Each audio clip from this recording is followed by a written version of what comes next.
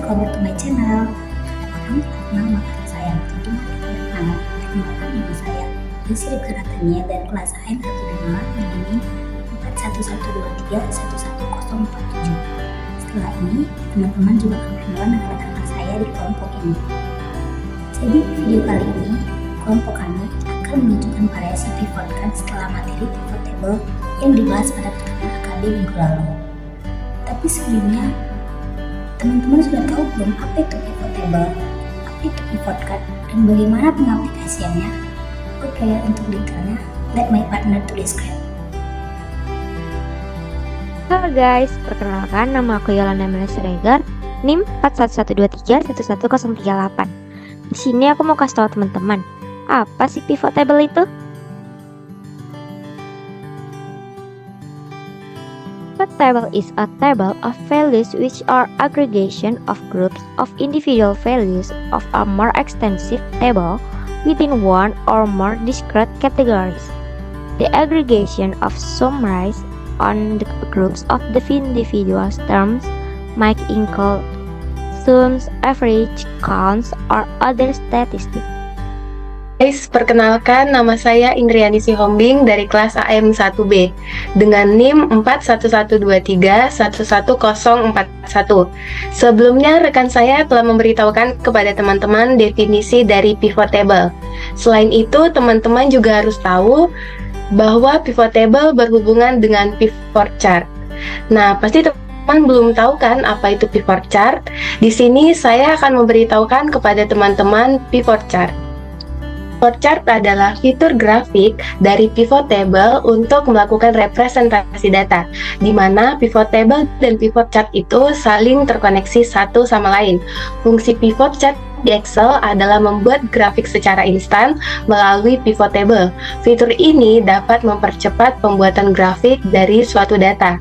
Jadi, jika teman-teman ingin membuat suatu grafik, teman-teman tinggal membuat pivot table di Excel. Kemudian di Excel mempunyai fitur pivot chart untuk mempermudah dan mempercepat grafik dari data yang teman-teman inginkan. Nah, begitu guys. Jadi udah pada tahu kan apa itu pivot table dan apa itu pivot chart? Untuk memahaminya lebih lanjut, ayo perhatikan contoh pivot chart dan presentasi berdasarkan data yang telah kami sajikan. Selamat menyaksikan. Halo guys, kembali lagi bersama Yusi. Oke, nggak perlu lama-lama, ini dia pivot card-nya. Trik-trik.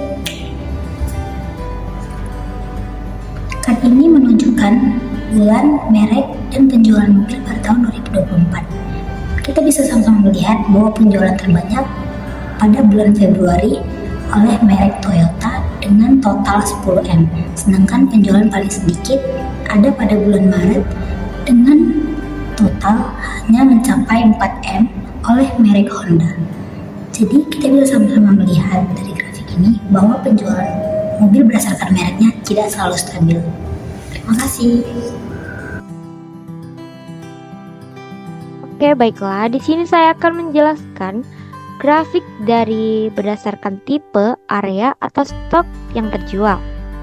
Di sini saya akan menjelaskan bermacam-macam tipe yang kami punya, yaitu March, Avanza, Brio, CR-V, R3, Innova, Jazz, Jack, Land Cruiser, Pajero, Swift, and Expander. Selanjutnya, kami menjual tipe-tipe mobil tersebut di 3 area, yaitu Surabaya, Jakarta, dan Bandung. Di sini saya akan menunjukkan juga titik-titik ini adalah jumlah stok terjual di 1 tahun. Di sini ada 12 bulan: Januari, Februari, Maret, April, Mei, Juni, Juli, Agustus, September, Oktober, November, and December. Oke, langsung saja.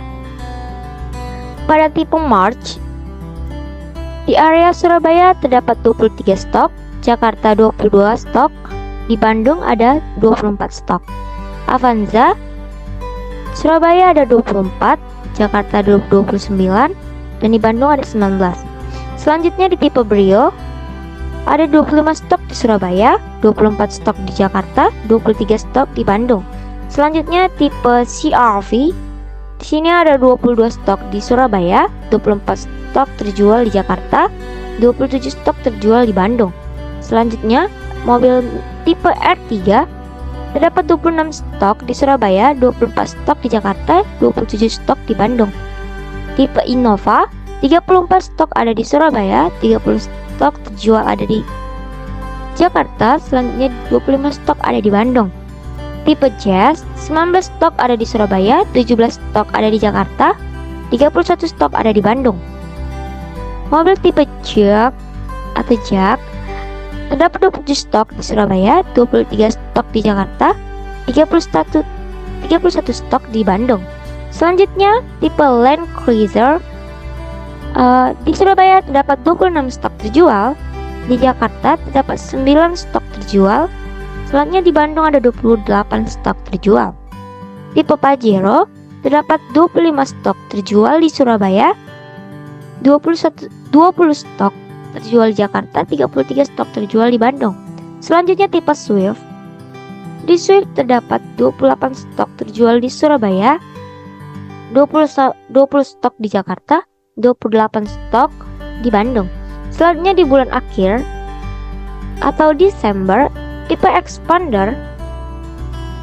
Di Surabaya terdapat stok terjual totalnya 24, 29 stok terjual di Jakarta, 19 stok terjual di Bandung.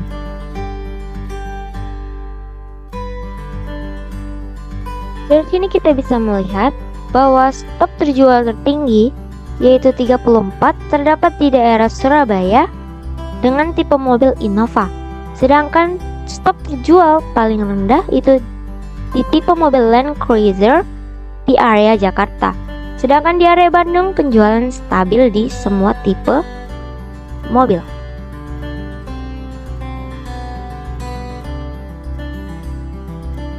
Baiklah, mungkin itu saja grafik dari berdasarkan tipe, area, dan stok yang terjual. Saya akan menjelaskan grafik penjualan dan harga modal berdasarkan pajak kadaluarsa. Pajak kadaluarsa pertama tanggal 31 bulan 1 tahun 2024. Penjualan mencapai 39 miliar dan harga modal mencapai 26 miliar. Pajak kadaluarsa kedua tanggal 28 bulan 2 tahun 2024 penjualan mencapai 39 miliar dan harga modal mencapai 26 miliar. Pajak kadaluarsa ketiga tanggal 31 bulan 3 tahun 2024, penjualan mencapai 38 miliar dan harga modal mencapai 25 miliar. Jadi, penjualan dan harga modal pada tanggal 31 bulan 3 tahun 2024 mengalami penurunan dibandingkan tanggal pajak kadaluarsa yang lain. Itulah jumlah penjualan dan harga modal berdasarkan pajak kadaluarsa. Oke. Baik, di sini saya akan melanjutkan mengenai merek, area, dan juga harga modal yang terjadi pada data tersebut. Nah, pada data tersebut kita dapat menyimpulkan bahwasannya di situ ada 5 merek yang ada, yaitu merek Honda, Mitsubishi, Nissan, Suzuki, dan juga Toyota. Dan merek-merek tersebut juga dialokasikan kepada 3 kota besar yang ada di Indonesia, seperti kota Bandung, kota Jakarta, dan juga kota Surabaya. Nah, di mana pada merek pertama yang kita bahas itu adalah merek Honda. Merek Honda itu kota Bandung menjadi harga modal tertinggi, yaitu sebesar 6.734 juta rupiah. Kemudian disusul oleh kota Surabaya, yaitu sebesar 5.658 juta rupiah. Dan yang terakhir oleh kota Jakarta sebesar 5.509 juta rupiah. Itu dari merek Honda. Kemudian kita beralih lagi kepada yang kedua, yaitu merek Mitsubishi. Di merek Mitsubishi, di mana di antara 3 kota tersebut tetap kota Bandung lagi yang menjadi harga modal tertinggi, yaitu kota modal yang terjadi yaitu adalah sebesar 4.371 juta rupiah. Yang kedua yaitu dari kota Surabaya lagi sebesar 4.271 juta rupiah, dan dari kota Jakarta yaitu sebesar 4.219 juta rupiah. Beralih lagi kita ke merek ketiga, yaitu ada merek Nissan. Merek Nissan itu di 3 kota tersebut tetap Bandung lagi yang menjadi kota dengan harga modal tertinggi. Yang pertama yaitu Bandung dengan modal sebesar 4 miliar 680 juta rupiah. Disusul lagi oleh Kota Surabaya sebesar 4 miliar 217 juta rupiah, dan Kota Jakarta menjadi 3 miliar 872 juta rupiah. Selanjutnya di merek keempat itu ada merek Suzuki. Nah, di merek Suzuki ini kita menemukan lagi nih ada perbedaan di antara tiap merek yang terjadi, yaitu pada merek Suzuki itu Kota Bandung tetap menjadi harga modal tertinggi, yaitu sebesar 4 miliar 573 juta rupiah, disusul lagi oleh Kota Surabaya sebesar 4 miliar 587 juta rupiah, dan Jakarta justru mengalami penurunan, yaitu sebesar 3 miliar 897 juta rupiah. Nah, dan yang terakhir itu ada di Toyota. Toyota justru ini mengalami perubahan yang signifikan, di mana terjadi hal-hal yang perbedaan di antara merek-merek sebelumnya, yaitu di merek Toyota ini justru Jakarta lah yang menjadi harga modal tertinggi, di mana harga modal yang terjadi tersebut yaitu sebesar 7 miliar 459 juta rupiah, disusul oleh Kota Surabaya sebesar 7 miliar 249 juta rupiah, dan yang terakhir oleh Kota Bandung yang biasanya menjadi harga modal tertinggi, justru di Toyota itu menjadi harga modal terendah sebesar 6 miliar 205 juta rupiah. Nah, dari kelima merek tersebut dapat kita simpulkan bahwasanya tiap merek tersebut memiliki karakteristik yang dimiliki oleh merek-merek ini, dan tentunya memiliki harga yang berbeda. Nah, di antara semuanya, di mana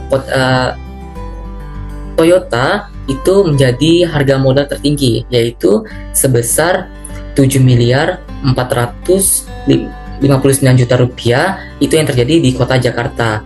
Dan yang terendah selama merek yang ada yaitu adalah di Nissan. Di merek Nissan itu di Kota Jakarta juga yang menjadi harga modal terendah, yaitu sebesar 3 miliar 872 juta rupiah. Sekian dan terima kasih.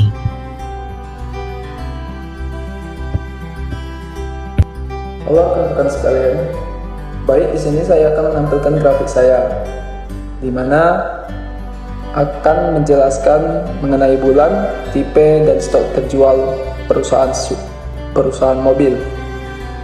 Baik, seperti yang kita lihat di grafik saya ini,